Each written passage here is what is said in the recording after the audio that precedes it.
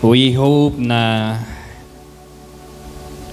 marami kayong nakuha,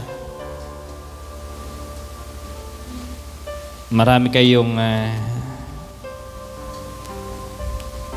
natutunan sa tawag ng Diyos sa ministering ito.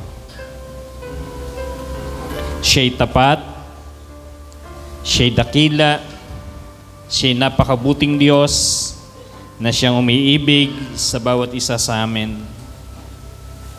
Mga kabataan na hindi inisip na sila'y gagamitin ng Panginoon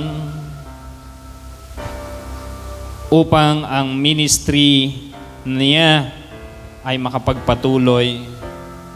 Mga kabataan na nandoon yung kababaan. So darating ang panahon, hindi lang sila, maging ang bawat isa sa inyo. Kaya nakakatuwa, nakakagalak ng iyong pasimula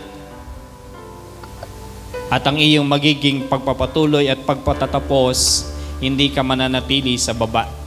Ikaw ay patuloy na itataas ng Panginoon. At lahat ng napagtagumpayan mo, masarap yung nakakaranas ng mga pagsubok. Sapagkat anumang bagay na iyong napagtagumpayan, yan ay iyon ang alipin. Nakarinig tayo ng milyona na pagpapala at ito'y patuloy na ginagawa ng Diyos sa bawat isa sa atin. At siya ang Diyos na siyang sa inyo ay magiging tagapagbigay ganti. Kanina ay gusto kong pagsalitain si Angel bago si Paul. Subalit sapat na muna yon. Pakikilala ko na lang muna sa inyo ang magiging mag-asawa. December 7 ang kanilang kasal. Aniyaya kayong lahat. Patayuin natin para makilala ninyo. Okay, sige Hana. Bagamat sabi ni Hana kanina, huwag mo akong tatawagan. Hindi ka namin tatawagan. Ipakikilala lang namin kayo. Tari ka. Masarap na ikaw ay magkaroon ng partner na ang priority ay iyong kingdom, kaharian ng Diyos. Kaya magiging pagsubok, yung magiging financial crisis o anumang bagay, yan ay hindi na magiging mabigat. Lahat na yan ay inyong pagtatagumpayan sapagkat ang naging priority ninyo ay walang iba kung hindi ang gawain ng Panginoon. Kaya palakpakan natin sila. Ayan. So, hindi ko na pagsasalitain. Sapat na yung ating narinig. Thank you. Thank you sa inyong dalawa. At yan ay magiging alimbawa sa atin. So, hindi siya gaanong matalino. Pero, ang kanyang tinalo ay mga cum laude. Ano ang tawag doon? Favor. Yun ay pabor. Mayroon gagamitin ng Panginoon na helper, yung kanyang sinasabing backer, yun ang term na ginagamit ng tao, pero sa atin, yun ang sinusugo ng Diyos ayon sa ating napag-aralan ng mga nakaraan, yun ang ating helper. Ang inyong battle ay hindi ninyo magiging battle, kundi ang Diyos ang siyang sa inyo ay magbibigay ng pagtatagumpay sa lahat ng bakahin ninyo sa inyong mga buhay. Purihin ng Panginoon. 4 na pala ang 6 digit ang sweldo sa bangad. Puro kabataan yun. Pag sinabing 6 digit, ibig sabihin monthly 100,000 yun pataas. Pero hindi ganon kadali ang kanilang pinagdaanan. Subalit sa lahat ng ito, nakita ko sa kanila, hindi sila naging mapait. Naging malinis ang kanilang puso. May mga pagkakataon na tumatanggi at hindi nila maipaliwanag ng kanilang kaisipan. Subalit natutunan nilang ito'y sundin, pailalim, sapagkat ang lahat ng iyan ay tungkol sa kaharian ng langit. Purihin natin ang Panginoon. Kaya kayo ay mangliliit. May mga pagsubok sa ating buhay na napakaliit at halos gusto nating gumibap. Pero nakita natin nang hindi sila gumib up, ngayon, inaani na nila yung pagpapala. Matindi ang iniwanan ng Pastor Sonia. Matindi ang iniwanan ng Pastor Babes. Tinalikuran nila ang lahat. Nung panahong iyon, totoo yung kanyang sinabi. Sapagat ang Pastor Sonia noon ay isa sa, ang sabi ng isang principal, iyan ay piprinsipalin din. Pero ang lahat ng iyon dahil sa tawag ng Panginoon ay kanilang iniwanan. At ang naririnig namin ngayon sa Pastor Sonia, kailanman hindi siya nagsisi na ang lahat ng iyon ay kanyang iniwanan. At ngayon, ang Diyos ang siyang naging tagapagbigay ganti sa kanila. Purihin ang Panginoon. At tayo ay dadako na. Madami akong na-take note. Marami akong nakuha. At alam ko na kayo rin. Dadako tayo ngayon sa communion. Anyayang ko kayong lahat na tumayo. Bulayin ninyo ang lahat ng inyong narinig. Ingatan ninyo sa inyong mga puso ang kabutihan ng Diyos na ginawa sa kanyang buhay na ito'y gagawin din sa bawat isa sa atin.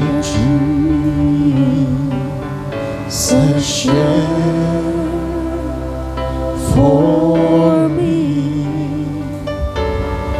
way back on Calvary,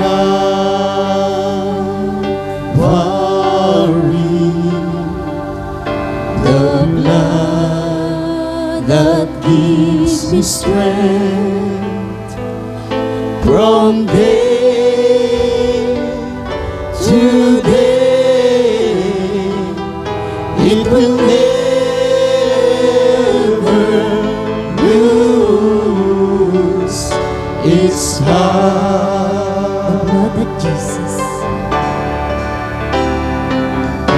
The blood that Jesus shed for me way back on Calvary,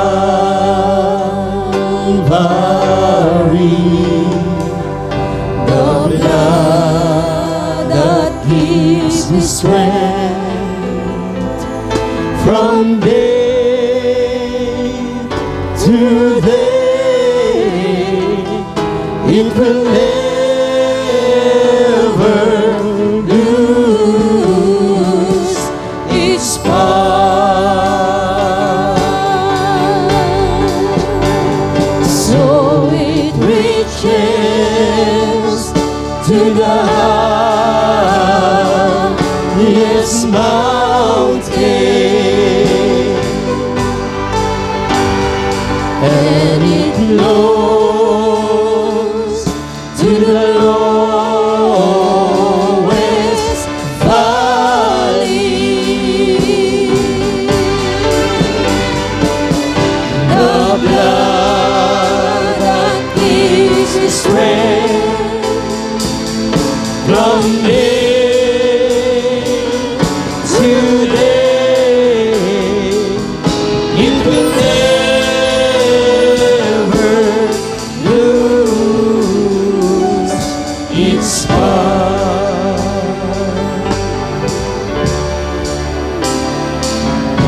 It soothes my doubts and calms all my fears.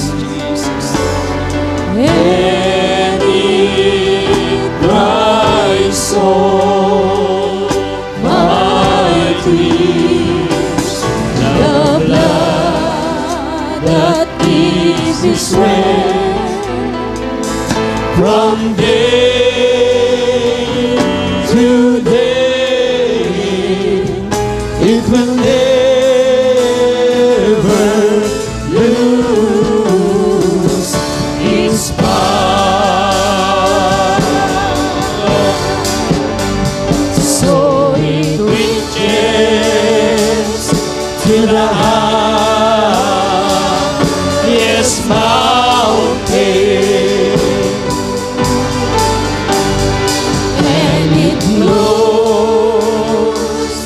to the lowest valley. The blood that gives me strength from day to day, it will never lose its power. Anyayaan ko yung mga kabataan. Marlene, come.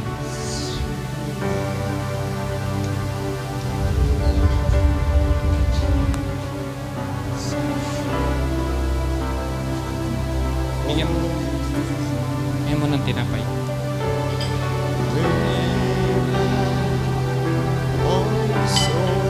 Habang umaawit, The blood that gives me strength from day to day, it will never lose its power.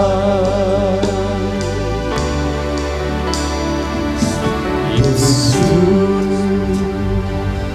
my doubts and calms all my fears, and it dries all my tears. The blood that gives me strength from day today, it will never lose its power. So it reaches to the highest mountain,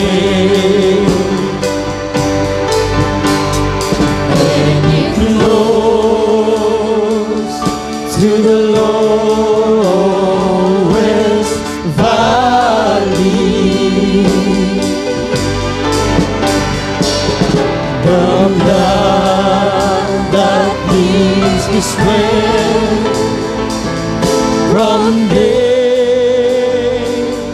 to day, it will never lose its power. sapagkat tinanggap ko sa Panginoon ang ibinibigay ko naman sa inyo na ang Panginoong Hesus ng gabing siya'y pagkanulo ay dumampot ng tinapay at nang siya'y makapagpasalamat ay kanyang pinagputol-putol at sinabi niya, ito'y aking katawan na pinagputol-putol dahil sa inyo. Gawin ninyo ito sa pag-alaala sa akin. At gayon din naman inawakan ng saro pagkatapos na makahapon na sinasabi, ang sarong ito ay siyang sa bagong tipan sa aking dugo. Gawin ninyo ito sa tuwing kayo magsisinom sa pag-alaala sa akin. Sapagkat sa tuwing kanin ninyo ang tinapay at inyong inumin ng saro, ay inihayag ninyo ang pagkamatay ng Panginoon hanggang sa dumating siya. Ama, nagpapasalamat kami sa iyo sa buhay ng aming Panginoong Hesus, na kung saan ay ganun na lamang ang iyong iniibig sa amin na nang kami sumampalataya sa Kanya, kami ay nagkaroon ng buhay na walang hanggan kung paanong ito ang nais mo sa bawat isa sa amin.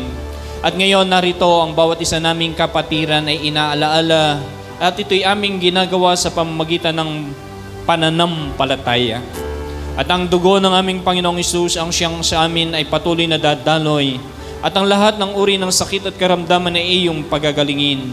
Ang lahat ng uri ng kabalisahan, lahat ng kabigatan, ang lahat ng ito'y pawang mawawala sa pangalan ng aming Panginoong Hesus sa pamamagitan ng aming pagkain at ng pag-inom sa pag-alaala namin ng iyong ginawa diyan sa krus ng Kalbaryo. Pagpapalain at patuloy mo kaming pinagpapala sa pangalan ng aming Panginoong Hesus. At iyong pinupunan ang lahat ng aming pangailangan ayon sa kayamanan at kaluwalhatian ng aming Panginoong Hesus. Maraming salamat sa iyong salita. Maraming salamat sa iyong ginawa sa aming kalagitnaan sa araw na ito. At patuloy kaming nangangako na sa ganang amin at sa aming buong sambayan, patuloy na kami maglilingkod sa iyo sapagkat ikaw ang Diyos na napakabuting Diyos na kailanman ay hindi nagplano na anumang kasamaan, anumang kabiguan sa bawat isa sa amin, kundi pawang pagtatagumpay at pawang buhay at kasaganaan ng buhay. Pagpalain mo ang bawat isa sa amin habang aming ginagawa ang pag-alaala sa pamamagitan ng aming pagkain at pag-inom ng iyong tinapay at ng iyong banal na dugo sa pangalan ni Jesus. Amen and amen. Kanin natin at inumin ang saro ng pagpapala. Purihin ng Panginoon.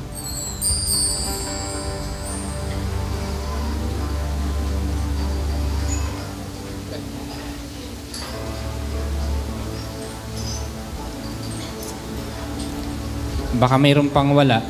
Mayroon pa dito. Tingin saan.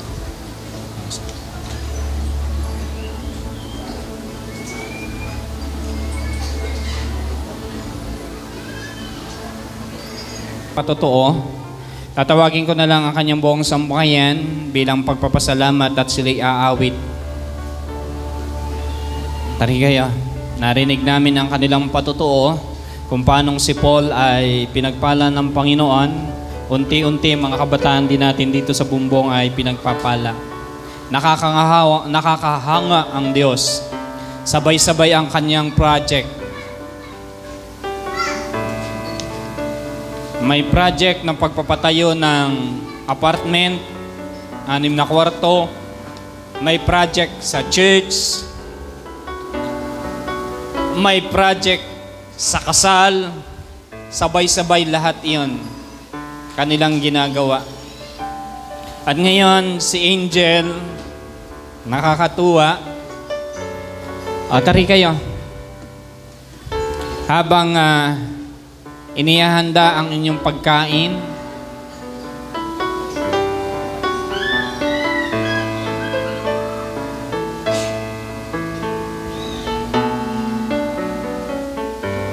ha?